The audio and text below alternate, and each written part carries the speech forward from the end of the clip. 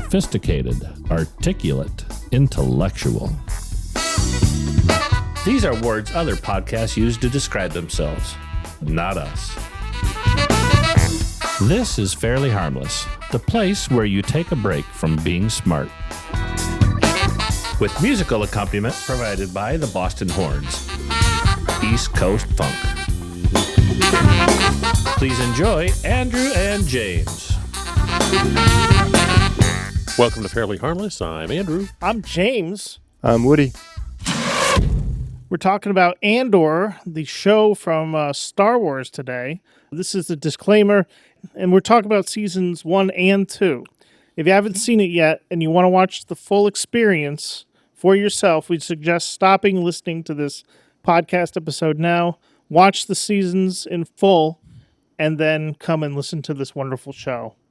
But just to add to that, if you've seen Rogue One, you kind of know how Andor ends. So. Right. There's no spoilers about some of the main characters, because as I learned, I had a thought about this show. Andor, code name, everybody dies.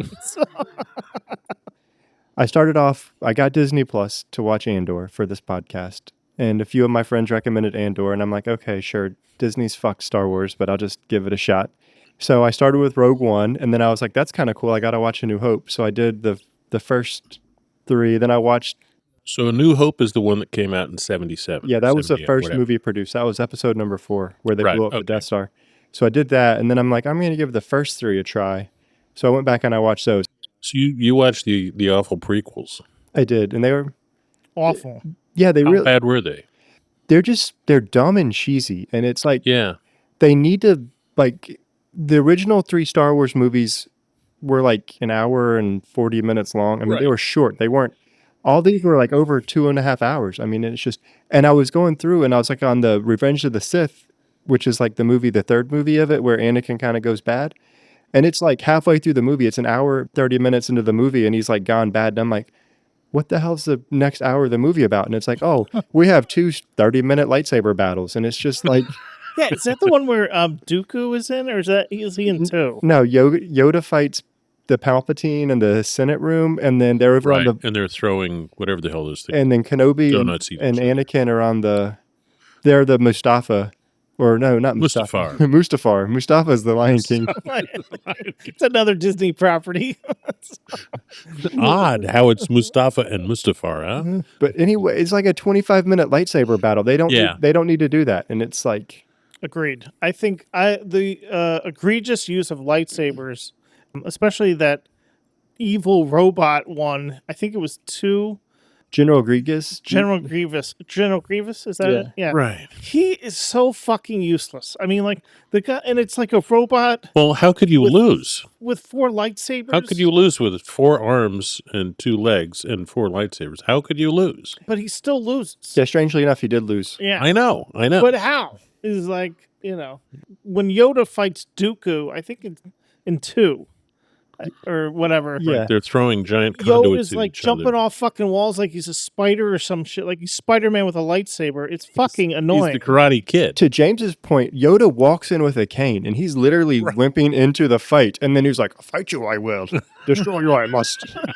Yeah, right? Strong you have become. Strong you have become. I love me some Yoda. I love Yoda. Because that Baby Yoda thing was all over the fucking place. I mean... He was pretty cute. I mean, yeah, but... It was like the fucking Furbies all over again, man. But baby... All right, let's not bring in the Fuffets or whatever they're called. Fuppets. You know, it's funny about the Fuppets. I got a text from one of our listeners. He sent me a text and it said he didn't receive his Fuppets order. And in that moment, I thought, oh, fuck, does the cart really work? And I went and checked, and it thankfully doesn't. I tried to order one of them. I'm not going to lie. I can't remember. Foxy Roxy? No, Chastity or something? Chastity's a beast. Chastity was the... She was rocking some assets. And then I got to the cart, and I just never could figure out like what to do. It just wouldn't work. There were some... Andor's a dark show. I mean, there were a couple... and Oh, definitely. That's one reason I kind of... I don't want to say I liked it, because it makes me sound like I like bad things and violence, but it kind of had a more authenticity. But there's a couple of those episodes, like Bix almost got raped, and then... Right. She almost did, man, with that stormtrooper guy. He kept talking. It was so creepy too. He was like, I'm under so much stress. If you could Stress. give me a massage. You know, he sounded British. Andrew has a great observation Commented about that. Everyone in the Empire has a British accent. Almost everyone. I actually looked it up. Do you know why? What's the reason you think? Because a lot of it's filmed in the UK, and they've got like rules Yes. on how much of Oh, really? in-pool talent they have to use. So and also Star Wars is kind of one of those like weird, you need to be like a Shakespearean style actor. I don't know. Well, I don't know. Was Jar Jar Binks a Shakespearean actor? I think not. Misa think not. Misa thinks he was from Jamaica. Misa liked to smoke reefer. He smoked too much of the ganj. That's for damn sure. Misa, Jar Jar Binks. Don't- Don't look at me plants, Misa. Don't expect a warm welcome. Oh man, I gotta show you this while we're talking about this. Well, yeah, I had that thought. I thought, man, all these people that I've never heard of are great. Every one of them is so great. And so I started looking them up. And as you pointed out, they're all either Royal Shakespearean actors or they graduated from the Royal Academy of Dramatic Art. There was in Luthen's shop, there was a Jar Jar Binks head of a Gungan. A Gungan. And they all assume that it's Jar Jar Binks's head, and and that's why it's so special that it's in his shop, is because Jar Jar's dead.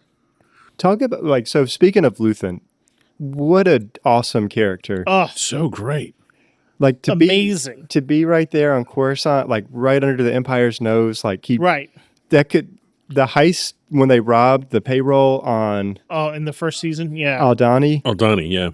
That was incredible. I love that episode. It was just like for him to pull that off, and then I'm just so amazed how they crafted the story, where Dedra starts to go after him and like wants to find him, and it becomes her like we were talking about this like her white whale, like like the Moby Dick Right. complex that she has with it, and then Cyril has the same problem with Cassian, and then when he's on Gorman, he like fucking loses his shit there at the end, where he sees Cassian and he's like, like it all went out, like the reason that he was there, and he went nuts.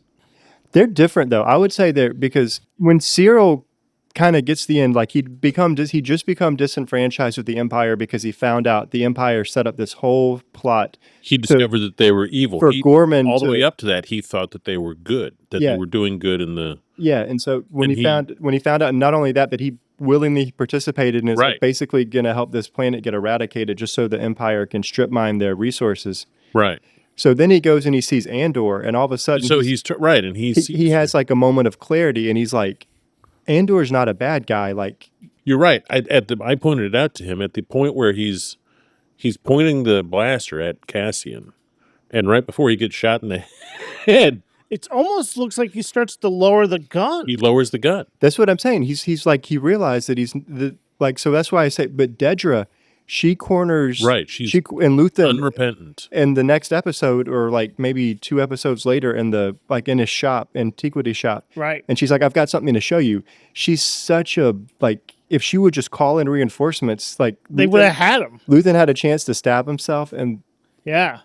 Clea's a badass too, though. I mean, that was the thing about the show. There were just so many amazing, like, just Right. strong personalities. But there were so many small roles too that were just so expertly done. Like Clea did not quit. Like she was that when she went in and broke into the hospital. I mean, she was stone cold, killing stormtroopers, which had to go anyway. But I mean, just the fact, and then she had that moment with Luthen where she had to, effectively let her, surrogate father die. Right. She cried 2 tears, kissed him on the forehead, on the temple, and disconnected the breathing apparatus. Yeah. But Dedra got accused of being a rebel spy by the... Right. I mean, imagine having the one thing that really isn't you, and then like the number 3 man in the Empire is like, if you aren't a rebel spy, you missed your calling. Right. Great line. Right. There's a lot of great lines in this show. Great writing and well acted. Yeah. Incredibly well acted. The other thing I thought was everybody wanted to be a chief. Everybody wanted to be a cook. There was nobody wanted to take orders, Right. and they were all There's and they so all wanted much- to stab each other in the back Right. willingly to get to the top. So much naked ambition. But that's the problem with like that kind of hierarchical regime. Like it just never works out where you're kind of promoted based on you really have to excel and stand out. But then as soon as you piss somebody off, you get like 0 Right. second chances. They always shot themselves in the foot. They could never act strategically because everybody was always out for themselves. They could never see, as director pointed out, Director Krennic. Man, fucking Krennic. We've kind of come at this review bass backwards, but That's how we do. I'll tell you the time when I knew I had hopes that it was going to be a great show.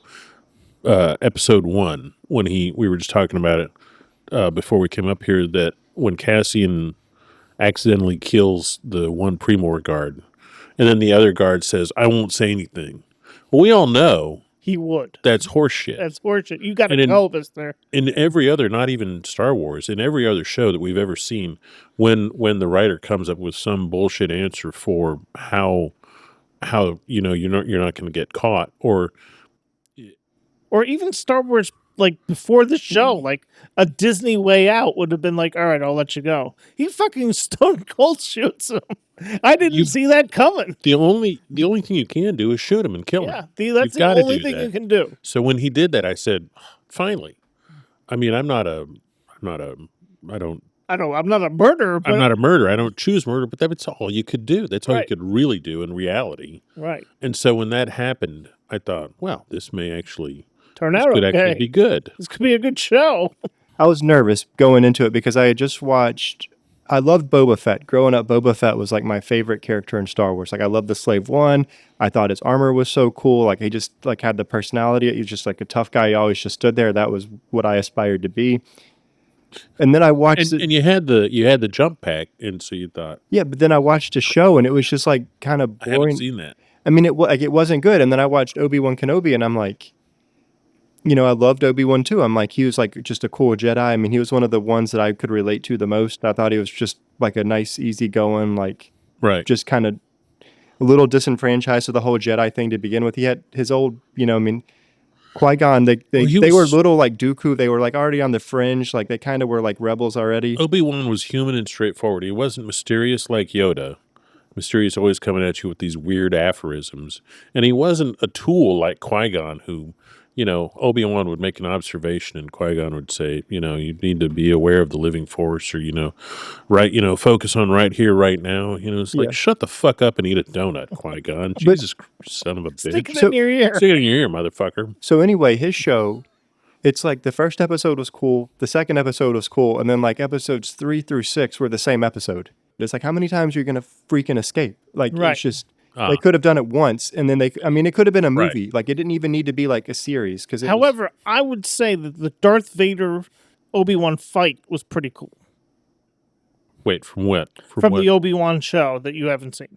Okay. That I just ruined for you.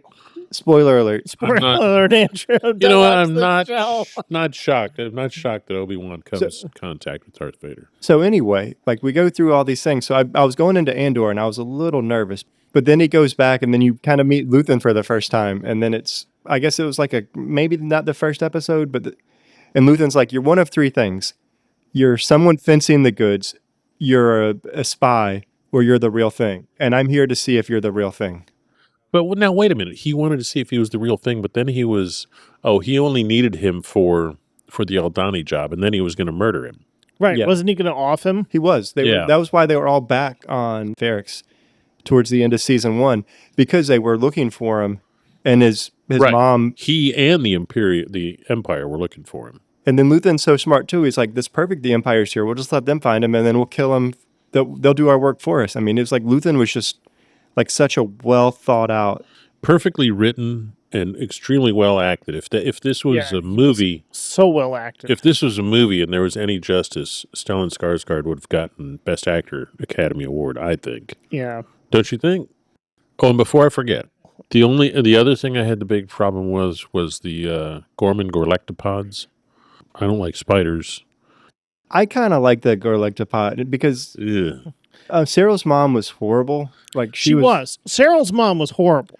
and he brought the spider to her, and he's like, on the table. Right.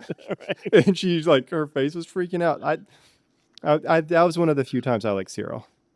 And another point. I mean, His mom was fucking horrible. she was, Just a bitch. but to for him to turn out the way he was, and she you would turn out that way too if your mother was Extremely like that. overbearing. And he had to drink Right. the blue milk all the time. Yeah, he kept on pointing out the blue milk. Everyone's drinking the blue milk. The on the wheat planet they were drinking the blue milk. And I mean, Star Wars has the blue milk. I mean, all the way back to Luke Skywalker in Episode 4, they were drinking the blue milk. That's right. They were at the Emperor. They were at the table. They had like In the plastic jug. tank. In the back to tank, they had the blue milk. I mean, if it's blue, you know it's good, right? I got to ask you a question about the Death Star. All right. We saw the Death Star in Episode 3, did we not? You saw it You saw the plans in Episode 2. You saw the skeleton in Episode 3. In Episode 3. I mean, don't get me wrong.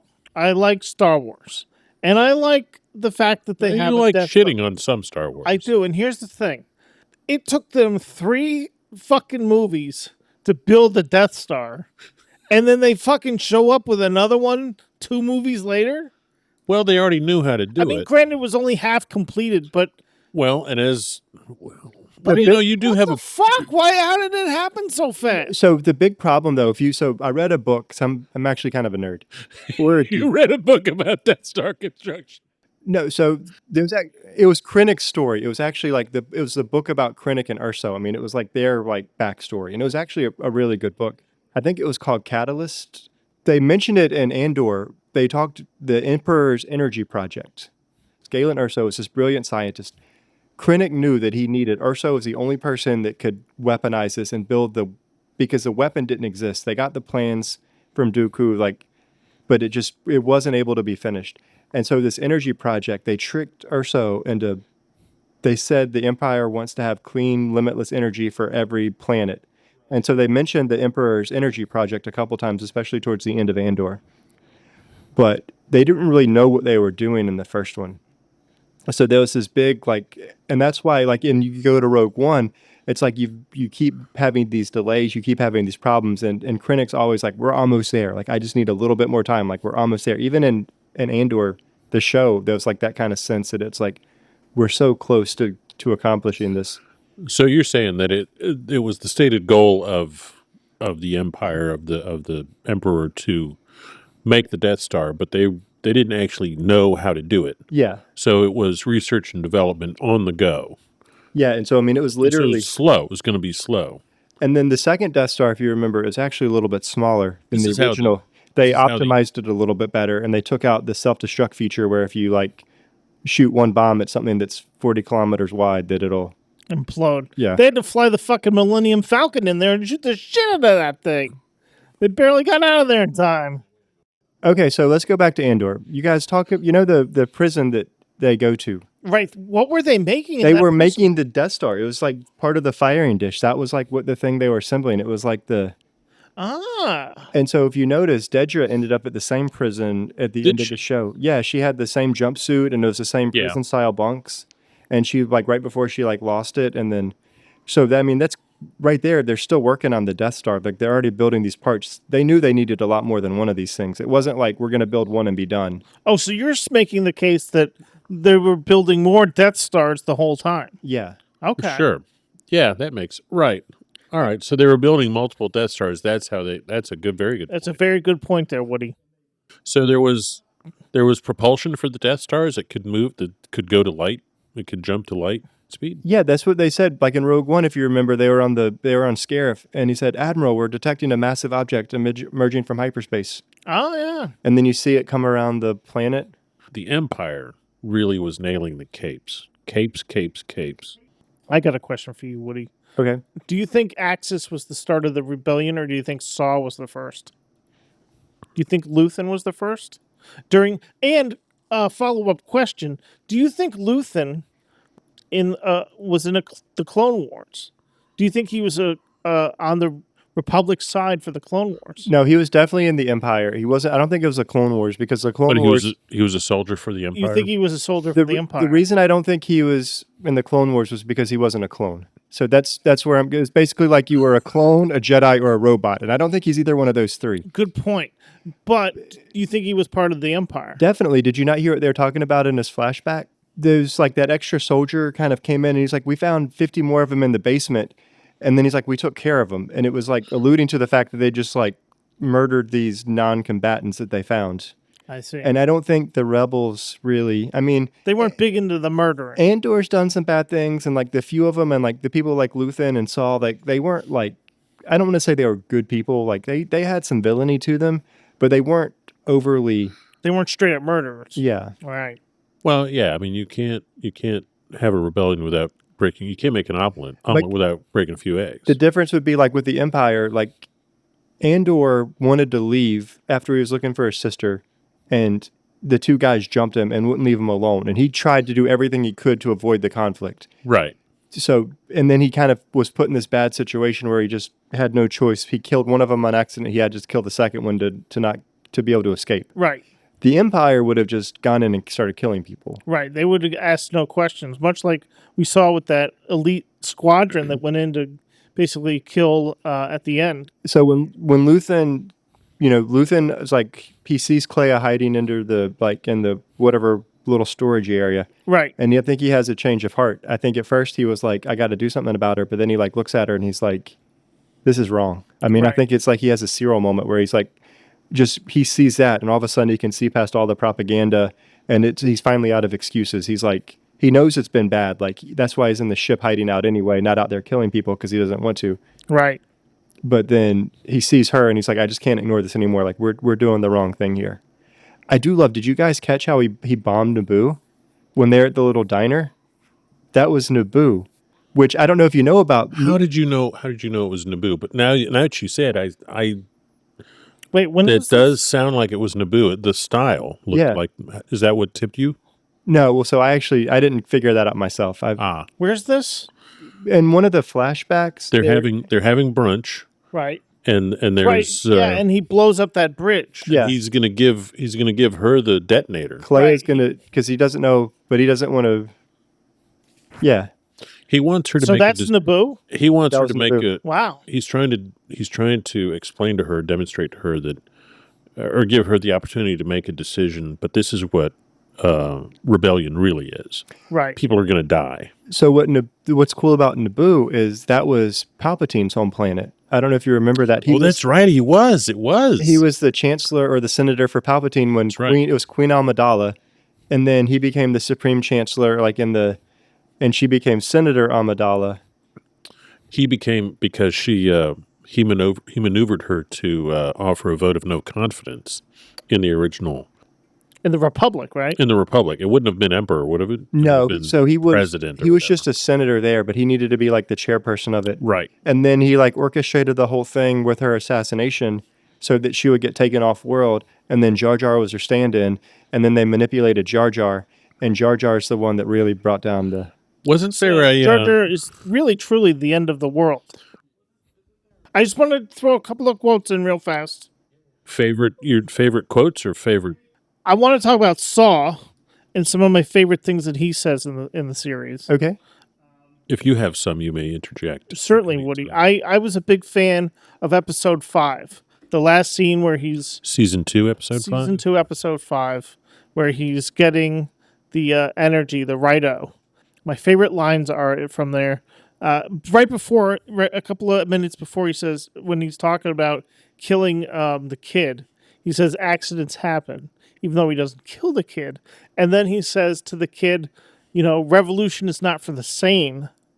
And then my favorite line is, we will all be dead before the Republic is back, which is so amazing with the foreshadowing that we all know anyway. I thought those were cool quotes. Yeah. I thought that was cool. And Luthen also said something similar when he was talking to his mole at the ISB. Lonnie. He was like, what have I given up? I've given up everything. But he goes through this thing. He's like, I've started this thing. I'm never going to live to see it come to... But I gave up everything. Right. That, yeah. Luthen's monologue. That's great. That was great. One of the best. And then so something else too, when you guys were talking about that earlier, you asked about Luthen is like which one was like more rebel. Yeah. I think they kind of all were. And it's just the thing was they wanted to do different things. Like they were doing the rebellion in their own way. Like Luthen was almost like he had that empire mentality. He was trying to trick people and get people agitated.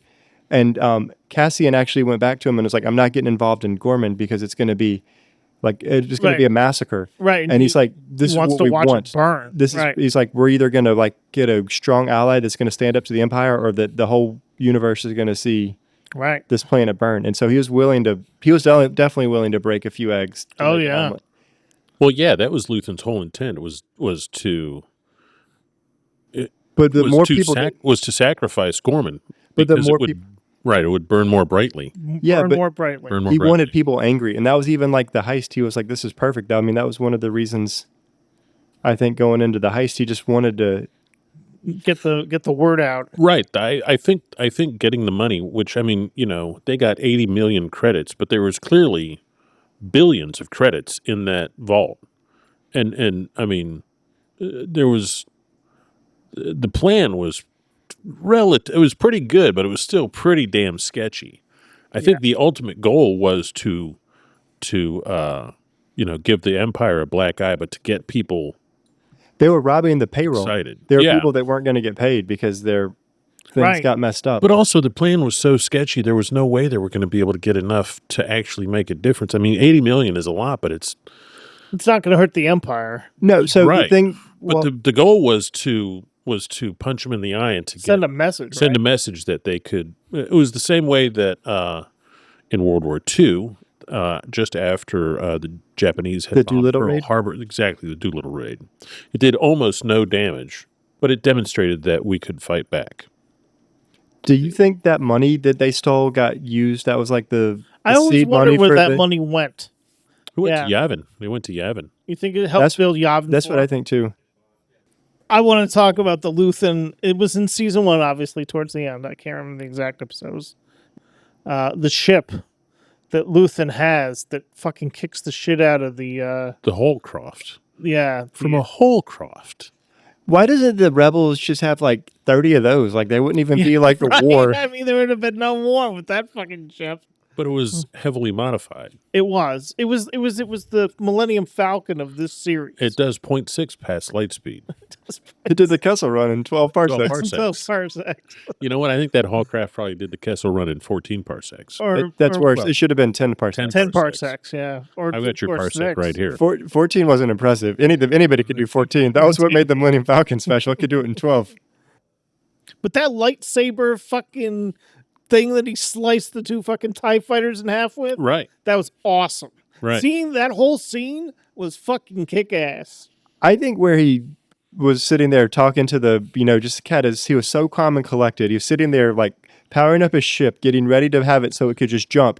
And then he did the countermeasures where he like destroyed the dish in the front. Right. I mean, I just thought that like the whole scene was amazing. Like they almost could have just like left it at that. Like the TIE fighter like lightsaber thing. I mean, it was cool, but it was just flashy. But the dish scene where he destroys the dish with the the countermeasures was amazing. And then he just punches it and it just disappears, and then it's like flies at the destroyer bridge. And while he's flying crazy, at the same time he shoots down 2 TIE fighters. Right. Yeah, that's what we were talking about. Like he did the lightsaber. No, but before that. Oh yeah, no, he had his auto. He shoots the 2 down. Yeah, he had his like auto tracking cannon. But I mean, and then you see the look on the guy's face that like ordered all this, and he's like, "Well, I'm fucked." Right. I'm gonna be making Death Star parts. I'm gonna be making Death Star parts. Right. Wait, my favorite scenes, really 2. Marva's eulogy. Oh, you liked Marva's eulogy a lot. That's right. I love that too. That was just a great episode. She says, "There is a wound at the center of the galaxy that will not heal. The Empire is a disease that thrives in darkness. It is never more alive than when we sleep." She says, "I've been asleep. We've all been asleep." That was great. That was really, and it's leading up to, rebellion. And she calls for rebellion. And then, I mean, that's the beginning of rebellion on Ferrix. Yeah. The other one is, I think it's the wedding, isn't it? When Tay Coma, the banker, is trying to shake down Mon Mothma for cash, and she tells Luthen about it, And Luthen, and Luthen knows what to do. he takes care of Mon business. doesn't. She doesn't. She doesn't seem to really get it. No, she does get it because she goes and gets drunk as shit at her daughter's wedding after she realizes she says something to Luthen. I don't know what that means, and he's like, Right, and he "It must be nice." Right, and he says, "How nice for you." He Yeah, how says, nice. How nice for you. Do you think she knows that he's She realizes then like what he's gonna do. That it's like Oh, you think she realizes that he's going to off him? because the very next thing you see her do is go over and just start right? She chugging. takes 3 shots of whatever the hell Some serious, powerful drink. it looked like space fireball, right? Space grog. But speaking of which, like, we already kind of hit on Cyril's mom. Her daughter was like just a monster too. But she goes and she does that really heartfelt scene, and she's like, "You don't have to. You don't have to do this Right. if you don't want to." And she's And like, then she's like, "I wish you were drunk." She were drunk. fuck. I know. I love that. Like this series, like the whole like episode, like season 2, episode 12, when they're going through and showing everybody like how they ended up. Yeah. And you see her husband in the car with the gangster's wife. Right. What But- the fuck was that? So, and this is, I didn't come up with this theory myself. This is I something think I know else, the one you're about to talk about because I saw a theory about this too. where it's he sold the gangster out to the Empire and blamed all the money Mothma troubles on him to be able to escape and keep his life. Oh wow, that's something. That's a good. I did not see that theory, but that makes a lot of sense. What was your theory? I don't Sure, know. he would have to It's not as scramble to good do as that. something because Mothma gave the speech in whatever episode that was, and then Episode Cassian. 9. Was it episode 9? Yeah. And then Cassian spirits her away. That was such, like, her speech was incredible too. That was a great speech. She's trying to get out of there But she's clueless. Like, she's going to, like, when she doesn't really trust him. well, no, she's mad at Luthen because Right. because she references Take Homa. She's like, "Oh, am I a problem now? Or is this like, are you going to Right. go out and kill me? Like, if I become expendable?" Maybe. Right? Maybe. But Maybe. that was what she was saying. She's like, "I've never been more afraid than I am right now." And so she doesn't know who to trust. She doesn't know what she's like getting involved in at all. Right. But then Andor is just Andor, and he's Well, and then he proves himself when the ISB plant of the 2 agents that are going to take her away, and then the plant goes to kill her. goes to kill her and But then doesn't the other shot guy? her, wasn't it? The, Erskine? the other guy it was kills her her. it was her aide that Luthen Yeah, Yeah. the Luthen aide. plant that she got Erskine. mad at Luthen about. I like he was like, "What was his driver's? What's your driver's name? Can we trust him?" No, he's an ISB plant.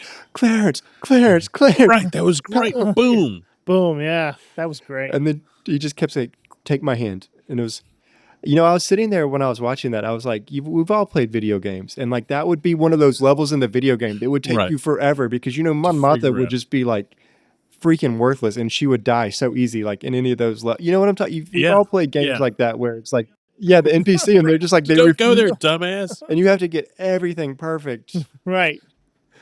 Before we go on, Yes, sir. You hit on something. I thought you were going to go towards the. He pointed out that everyone that gets shot, whether you get shot in the Right. chest or on the ankle, You fucking immediately you die. die. Except for One guy in the Gorman fight got hit. right, And he some- lived for a while, and but he lived for- director Krennic, Krennic got shot in Rogue One in the shoulder and was like, it's just a flesh wound.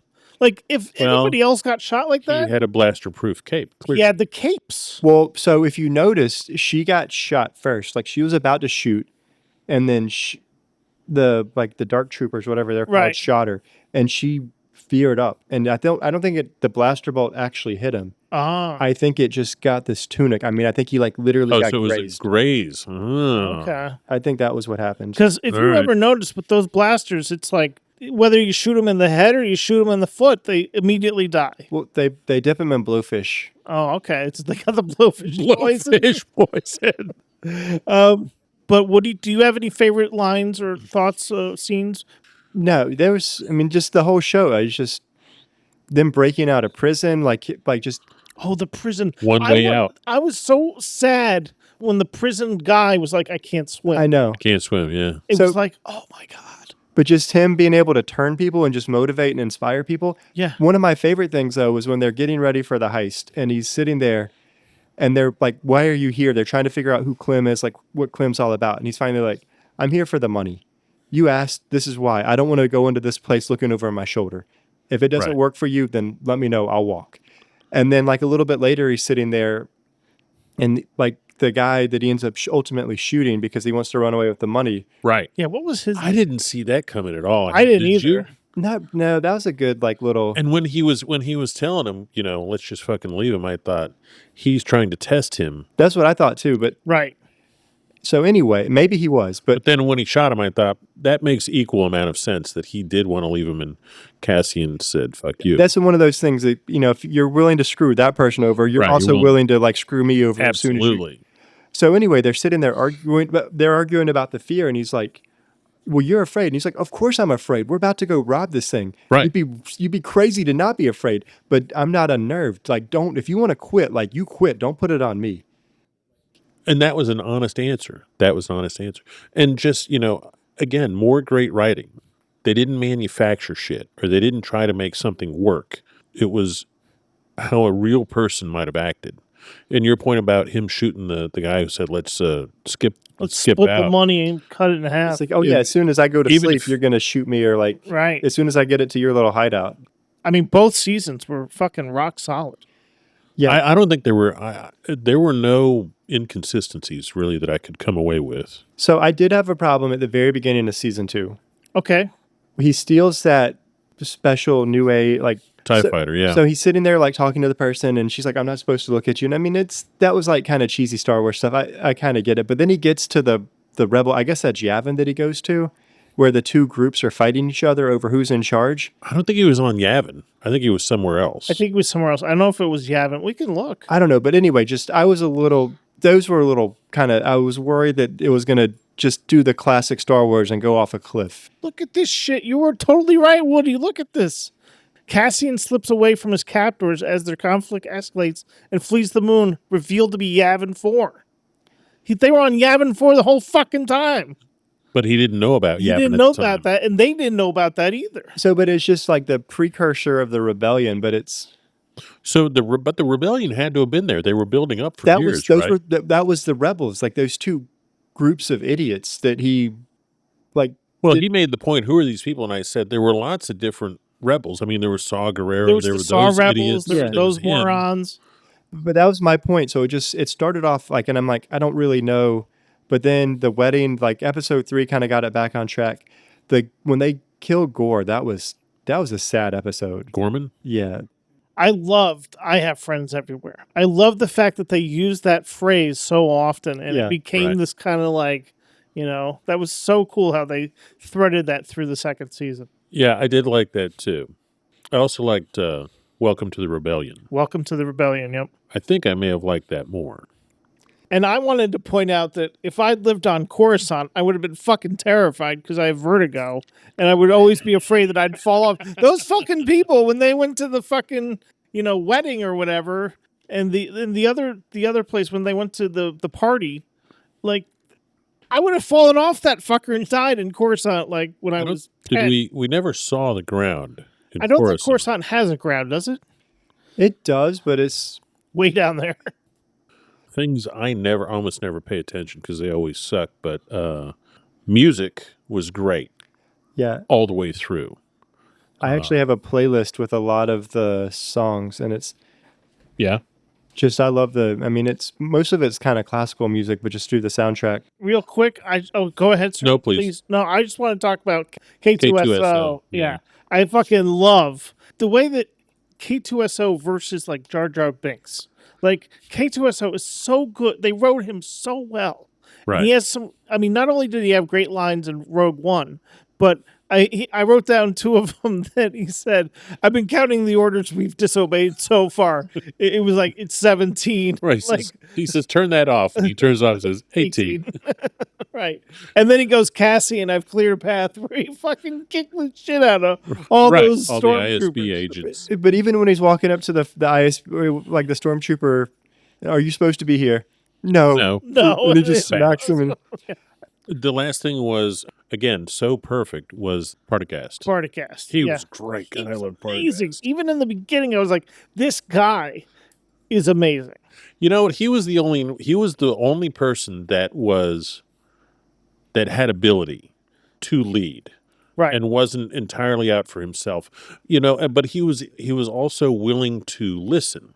When he opened up the staff meeting, they're all sniping at each other, and he says, Thank you for reminding us why this room exists. exactly. He's forcing them to think and offer ideas, new ideas about what is actually going on. And the one accuses Dedra of being like just showboaty or going, and he's like, Right. Imagine where we'd be if everybody in this room took the same type of initiative. Exactly. So he can learn, and he's very fierce. But he kills himself, and I think does. He gets like kind of disenfranchised too. And I think that was the thing he was listening to. I think that was the book or the data pad that Val gave to Cassian after the heist. I think that young kid that was on the heist, I think those were his thoughts about like. Yes, they were. And I love that too. That it was the manifesto, the rebellion manifesto. It keeps spreading. Like we can't, because earlier he talked about like when Dedra quoted the manual back to him, he's like, no, we're surgeons. We cut out the disease. Like we're doctors. Like we cure this blight that's going on. Right. But then I think he kind of got disenfranchised with the Empire too, and he realized that it's like. Right. It's hard to, and his counterpart, the other captain, if you will, or not major, but he probably was captain. He was elevated to major, I'm sure, after Partagast killed himself. Oh, the one at the end. The one at the end who that came in, the told bald one. That told the stormtroopers after the. Hold on. He just murdered himself. Let's give it a minute for him to cool down. Cool down.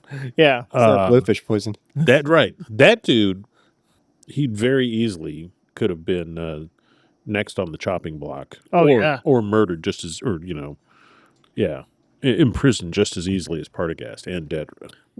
What do you think about the fact that Dedra didn't get killed? Like, she did go to prison, and that was her ultimate punishment, that they thought she was a rebel spy and all that. No, I mean, I thought it was like a very fitting punishment. Like everybody kind of got what they deserved, like at the end of the show. Right. Yeah, I kind of like that too. This is totally not on the current topic, but when Dedra and Cyril when they have his mother over for dinner. Yeah. Before mom gets there, she's trying out clothing, and it looks, and then she practices smiling, and it looks so weird and unnatural. She was such a great actress. She was. Well, just, so another couple of great lines, and this is even though like Dedra was a hard to like character sometimes, she looks at his mom and is like, this is what we're going to do. We'll call you twice a week and you'll get one visit a month. And if you stress us out, that's going down. No, don't talk. Just listen. And then they're weird. You guys just said there should have been more sex, but the one time that her and Cyril were going to actually like do something. It was like, they're like 1 hour. Turn out the lights. You had me followed. Turn out the lights. Like though she said it, and it's just like this weird like who's pegging who? I don't know. Yeah. Well, and then how about the kiss? The big kiss where they where they're on Gorman. Oh, right. They're both such prudes though that it's yeah. You wonder. It goes back to your point about Rebellion Manifesto. That kid was talking about how the control is so unnatural, and they were both so unnatural. Both of them were so broken as individuals. He was broken because of his overbearing dickhead mom, and she was broken because her parents were criminals. And she said, I had everything I needed. I think personally the real tragedy of all of it is that Cassie never found his sister. Yeah. Okay. That was very sad. There was something I wanted to talk about. He's a fucking dad. You see his... So yeah, right. He's a dad at the end, you right? See Bix with the baby at the end. And it's like... it's alluded to that's his son, right? And that was why... That was why she left, because she knew that... Because he's talking about like, let's run away.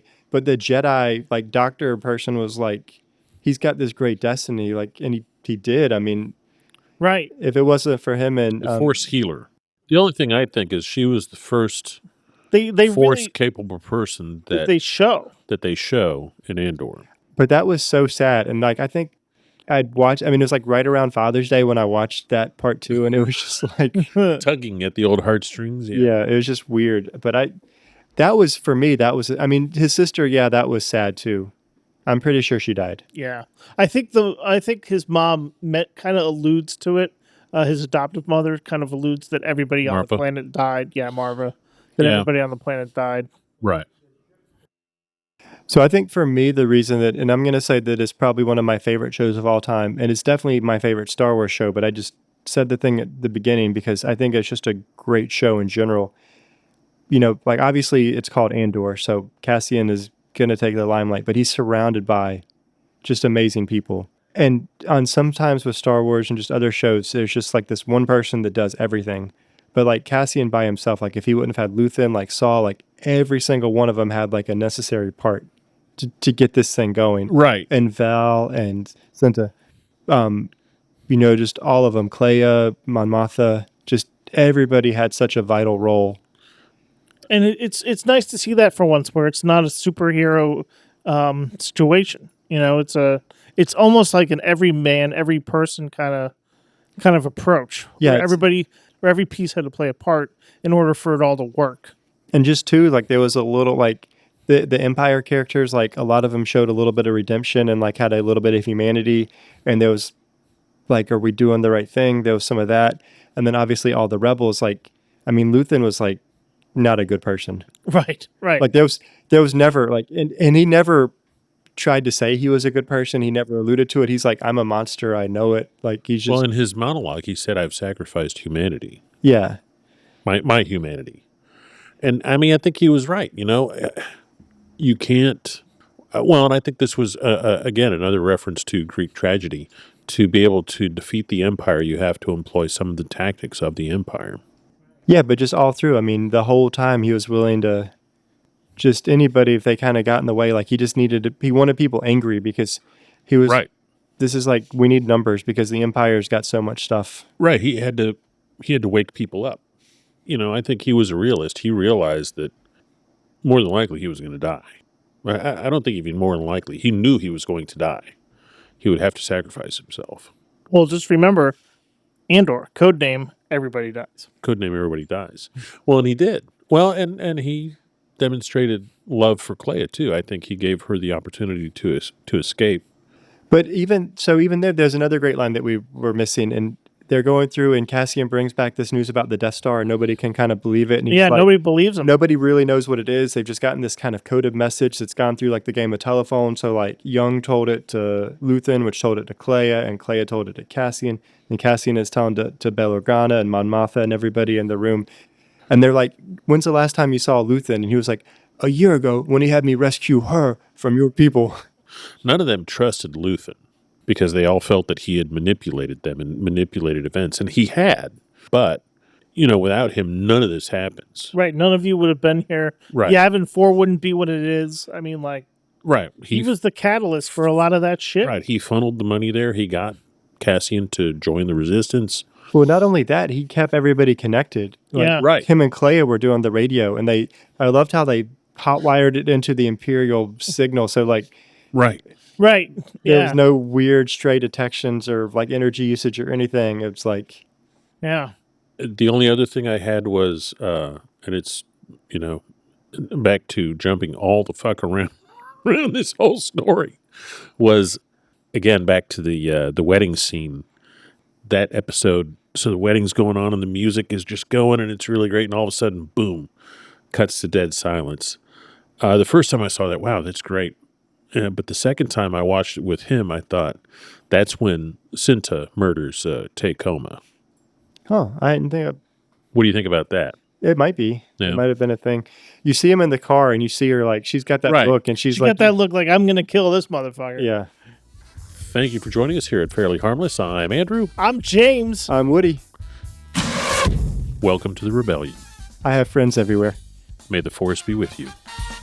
Once again, this has been Fairly Harmless. Missing the point on... Wait, what's the point? T-shirts, mugs, hats, all available at shop.fairlyharmless.com. Our musical accompaniment provided by the Boston Horns, East Coast Funk. Their music is available for streaming and purchase on most media platforms. For Fairly Harmless, this has been your announcer, Fast Eddie. See you soon. You know, we never talk about what a murderer C-3PO is. I think he could be a murderer. He definitely could get away with it. He's got a. Have you seen that face? That's a serial killer if I've ever seen one.